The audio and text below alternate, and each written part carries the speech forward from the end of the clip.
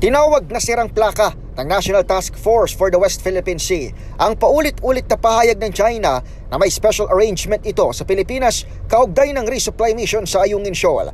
Ayon kay NTF-WPS spokesperson at National Security Council Assistant Director General Jonathan Malaya, walang mailabas na ebidensya ang China hinggil sa sinasabi nitong pangako ng Pilipinas sa tensyonadong teritoryo. Wala na umanong naniniwala sa China na muli na namang binanata ng umano'y paglabag ng Pilipinas sa commitment nito matapos ang pinakahuling operasyon para magatid ng probisyon sa mga sundalong nakaposte sa BRP Sierra Madre.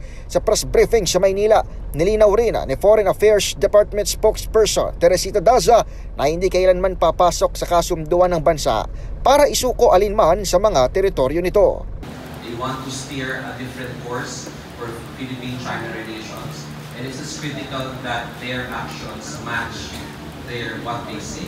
Ginawa ni Daza at Malaya ang pahayag bilang tugon sa paliwanag ng China Coast Guard kung bakit muli nitong binangga at ginamitan ng water cannon ang mga barko ng Philippine Coast Guard at Armed Forces of the Philippines. Sa hiwalay na mensahe, kinalampag ni Defense Secretary Gilbert Chodoro ang People's Republic of China na maging kapanipaniwala sa mga pahayag nitong salungat sa realidad sa West Philippine Sea. Patuloy umanong pagtatangka ng naturang bansang gamitin ang propaganda nito para suportahan ang mga ilegal na aksyon sa karagatan. Sa pinakahuling RORE mission sa Ayungin Shoal, 4 na sakay ng supply boat Unay Zami 4 ang nasaktan, bukod pa kay Western Command Commander Vice Admiral Alberto Carlos, nasakay rin ng vessel ng tirahin ng tubig ng CCG. Ayon kay Carlos, nagtamo siya ng minor splinters bunga ng maritime incident.